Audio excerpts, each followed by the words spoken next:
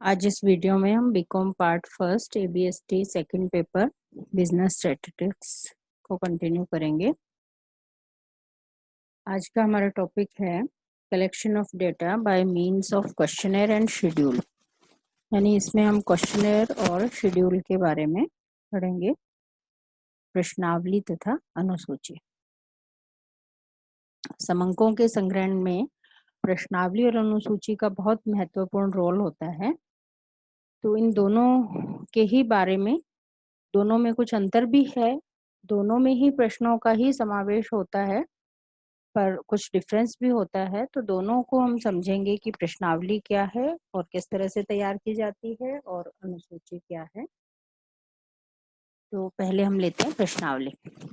प्रश्नावली जैसा इसका नाम है, प्रश्नों की ही एक लिस्ट है और इसका उद्देश्य जो है किसी विषय से संबंधित व्यक्तियों से सूचनाएं संकलित करके मंगवाना होता है, यानी कि प्रश्नावली को हम सूचकों के पास डाक द्वारा प्रेषित कर देते हैं और फिर वो उसमें प्रश्नों के आंसर फिलअप करके और वापस अनुसंधानकर्ता को भेजते हैं।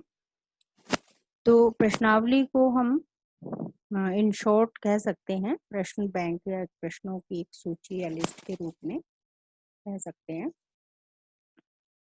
तो प्रश्नावली क्योंकि सूचकों के पास भेजी जाती है, तो प्रश्नावली हमें बहुत ही सावधानी से बनानी होती है कि जिस उद्देश्य से हमें सूचनाएं इकट्ठी करनी है वो हमारा उद्देश्य भी पूरा हो जाए, उस विषय से संबंधित हमें सारी सूचनाएं भी प्राप्त हो जाएं, और इसलिए बहुत सावधानी से हमें इसमें प्रश्नों का चुनाव करना होता है। प्रश्नावली वहाँ ज़्यादा यूज़ की जाती है जहाँ पर जो जिनका साक्षात्कार हमें लेना है, जो सूचक हैं वो एक दूसरे से बहुत दूर दूर रहने वाले हैं और ज़्यादा संख्या में हैं, एरिया हमारा विस्तृत है, तो वहाँ पर हम प्रश्नावली को यूज में करते हैं। तो प्रश्नावली किस तरह से तैयार की जानी चाहिए, या हम यूं कहें कि एक प्रश्नावली को तैयार करते समय हमें जो कई तरह की समस्याएं आती हैं कि हम प्रश्नों का चयन किस तरह से करें, प्रश्नों की विषय सामग्री किस तरह की हो, प्रश्नों की भाषा किस तरह से यूज की जाए, कौन सी भाषा यूज की जाए ताकि सूचक उसको प्रश्नों को समझ सके, और प्रश्नों के जो अपेक्षित उत्तर हमें मिलेंगे उनका स्वरूप किस तरह का हो, प्रश्नों का क्रम हम किस टाइप से रखें। तो ये सारी चीजें हमें प्रश्नावली तैयार करते समय इन सब के बारे में पहले से हमें सोच लेना चाहिए और उसी के हिसाब से प्रश्नावली तैयार करनी चाहिए।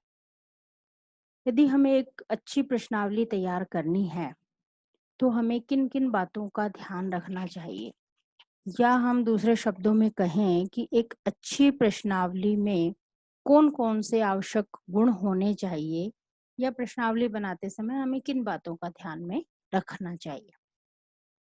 तो हम इसको देखते हैं कि एक अच्छी प्रश्नावली के क्या क्या गुण होने चाहिए और क्या ध्यान हमें रखना है। तो पहला इसमें है प्रश्नों की संख्या कम।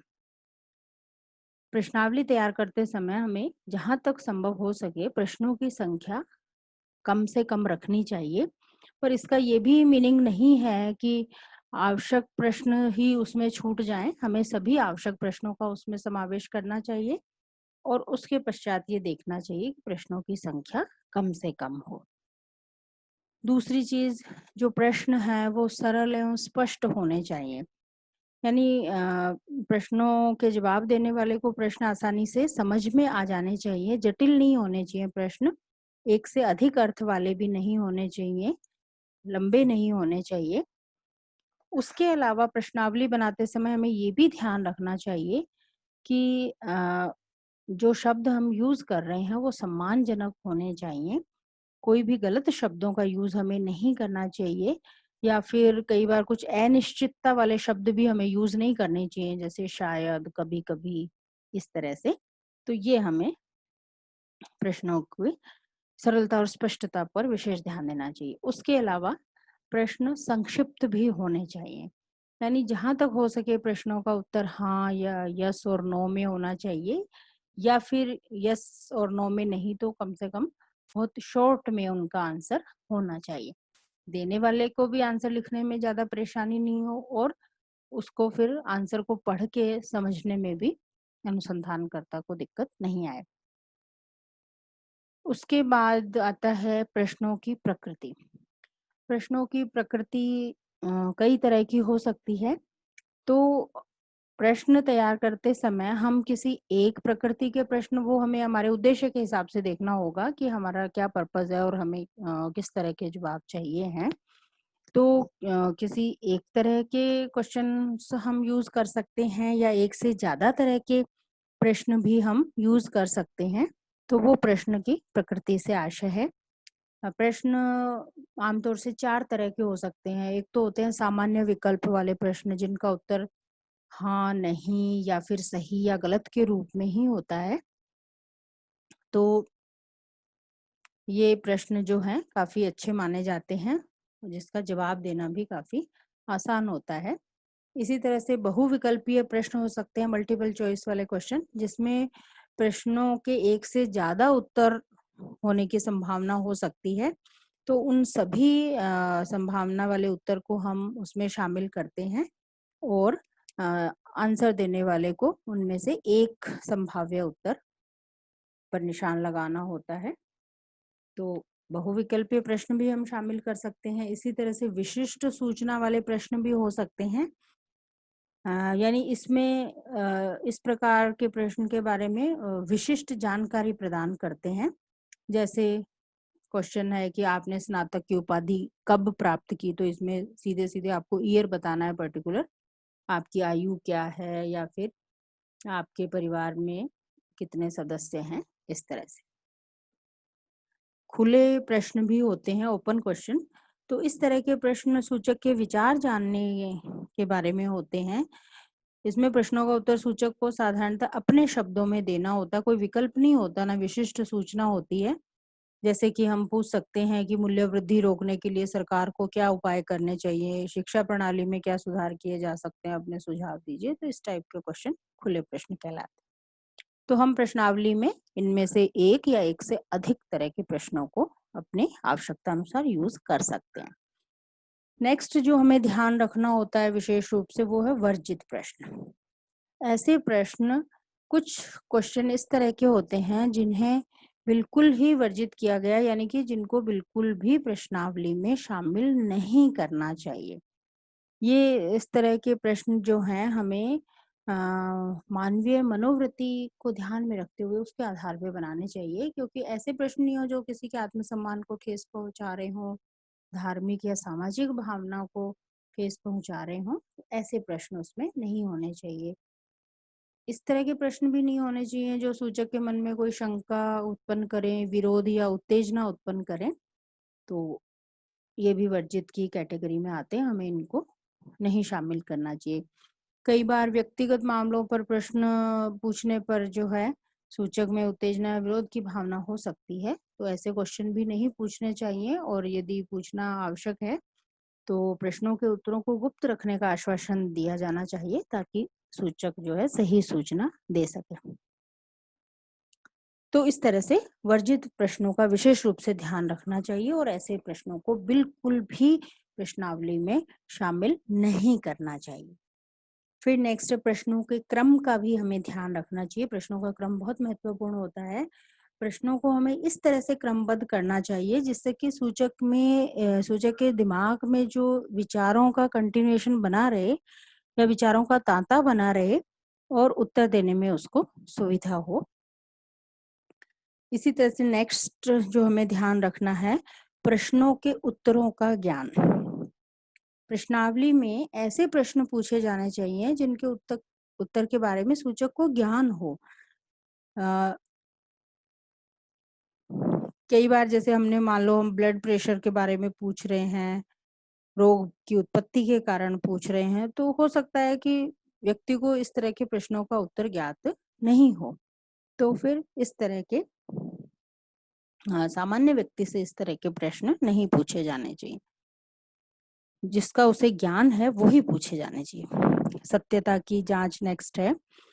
तो प्रश्नावली में ऐसे प्रश्नों का भी समावेश होना चाहिए जिनसे उत्तरों की यथार्थता की परस्पर जांच की जा सके। जैसे कि किसी व्यक्ति की हमने संतान की आयु और उस व्यक्ति के विवाह के समय की आयु, इनका हम तुलनात्मक अध्ययन करके दोनों को क्रॉस चेक कर सकते हैं और सत्यता की जांच कर सकते हैं। प्रत्यक्ष संबंध, अनुसंधान के उद्देश्य से प्रत्यक्ष संबंधित प्रश्न होने चाहिए ताकि आवश्यक सूचना संग्रहित करने में हमें समय और धन का अपव्यय न करना पड़े। तो प्रत्यक्ष संबंध होने चाहिए, सीधे सीधे जो बात हमें पूछनी है वही पूछी जानी चाहिए। संकेतक प्रश्न, सूचक प्रश्न, यानी कि संकेतक प्रश्न या सूचक प्रश्न एक ही बात है, नहीं पूछे जाने चाहिए। यानी कि इस संकेतक प्रश्न का मतलब है जो उत्तर का संकेत भी साथ में दे रहा हो कि भाई इसका उत्तर हाँ ही होगा। तो इस तरह का जो है संकेतक प्रश्न, या जिससे उत्तर की सूचना भी हमें साथ में मिल रही हो, वैसा प्रश्न नहीं पूछना चाहिए।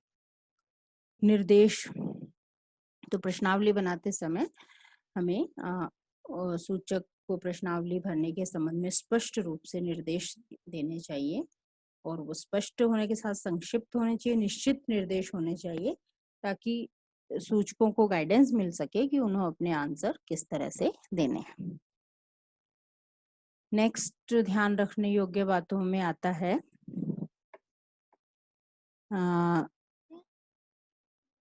प्रश्नावली का गठन। प्रश्नावली को किस तरह से तैयार करना चाहिए? तो प्रश्नावली का गठन ऐसा होना चाहिए कि थोड़ा आकर्षक भी हो, उत्तर लिखने के लिए प्रॉपर जगह भी हमारे पास हो। हाँ, तो इसके लिए हमें एक तो ये देखना होगा कि कागज की किस्म अच्छी हो, टिकाऊ किस्म का कागज हो, न तो बहुत ज्यादा पतला ही हो और न खुरदुरा हो। प्रश्नावली का आकार भी सही होना चाहिए कि हमें उसको मोड़ने या कई फोल्ड नहीं करने पड़े, नहीं तो वो खराब होने का डर रहता है। यानी कि हमें न ज्यादा छोटा होना चाहिए और न ही बड़ा होना चाहिए, आवश्यकता के अनुरूप ही होना चाहिए। हाशिया भी छोड़ा हुआ होना चाहिए साइड में, और प्रश्नों के उत्तर के लिए प्रॉपर जगह लाइनें बीच में छोड़ी हुई होनी चाहिए।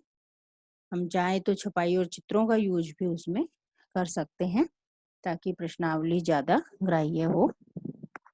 तो इस तरह से प्रश्नावली के गठन पर भी हमें विशेष ध्यान देना चाहिए। पूर्व परीक्षण व संशोधन, प्रश्नावली बनाने के बाद प्रश्नावली को कुछ सूचकों से भरवा करके हमें प्री टेस्टिंग भी कर लेनी चाहिए, और यदि जरूरी हो तो फिर हमें लगे कोई संशोधन की आवश्यकता है तो संशोधन भी कर लेना चाहिए। नेक्स्ट है सारणियन की विधि का चुनाव। प्रश्नावली को अंतिम रूप देने से पूर्व अनुसंधानकर्ता को निष्कर्षों के सारणियन करने की विधि के विषय में भी विचार कर लेना चाहिए। यदि सारणियन की क्या विधि अपनानी है और उस सारणियन की विधि के अनुसार हमें क्या क्या आंसर चाहिए, तो उसी के हिसाब से हमें प्रश्नावली बनानी चाहिए। यदि प्रश्नावली से हमें जो निष्कर्ष मिलेंगे उससे संगणक कंप्यूटर की सहायता से हमें सारणीबद्ध करना है, तो जो कंप्यूटर के विशेषज्ञ हैं उनसे हमें प्रश्नावली के अंतिम रूप के विषय में सलाह लेनी चाहिए ताकि वो अपनी आवश्यकता के अनुसार प्रश्नावली को अंतिम रूप दिया जा सके।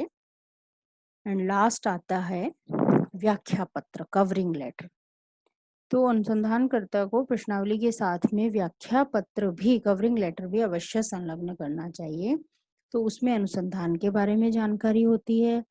इसके साथ हमें प्रश्नावली के वापस प्राप्त करने के लिए पता किया हुआ एक सेल्फ एड्रेस्ड टिकट सहित लिफाफा भी संलग्न करना चाहिए, और इस पत्र में सूचकों द्वारा प्रदान की गई सूचना को गुप्त रखने का आश्वासन भी होना चाहिए। तो ये तीनों चीजें, covering letter, self addressed envelope और सूचनाओं को गुप्त रखने का आश्वासन। तो इन सब चीजों का एक अच्छी प्रश्नावली बनाते समय हमें ध्यान रखना चाहिए ताकि प्रश्नावली हमारी उचित रूप से सही बन सके। प्रश्नावली के बाद अब नेक्स्ट आता है अनुसूची। प्रश्नावली और अनुसूची मिलती जुलती भी हैं क्योंकि उसमें भी प्रश्नों की ही लिस्ट है और अनुसूची में भी प्रश्नों को ही इकट्ठा किया जाता है। दोनों ही चीज़ें प्राथमिक अंकों के संग्रहण में ही यूज़ होती हैं। लेकिन फ़र्क इनमें यही है कि अनुसूची को हम प्रश्नावली को हम डाक से भेज देते हैं और सूचक स्वयं ही भर के उसको वापस भेजता है, जबकि अनुसूची में जो दिए गए प्रश्न हैं, उनके उत्तर प्रगणक स्वयं व्यक्तिगत संपर्क करके, सूचक से पूछ करके और फिर भरते हैं।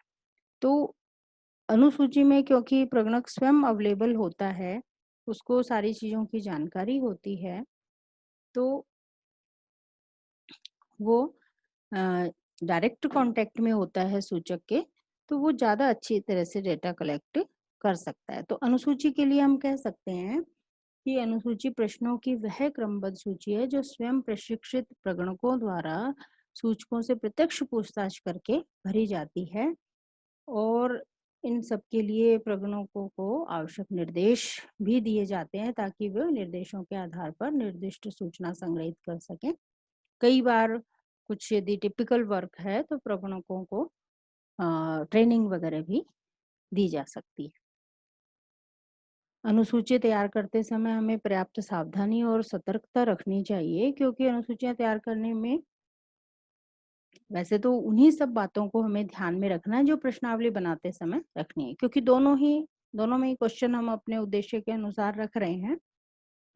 तो इन सब सावधानियों का जो ऊपर हमने की प्रश्नावली के निर्माण में, वही हमें अनुसूची के निर्माण में भी ध्यान में रखनी है, क्योंकि दोनों में काफ़ी कुछ समानताएँ हैं, केवल इनको भरवाने के संबंध में ही फ़र्क है, केवल उसी का ही डिफ़रेंस रहता है।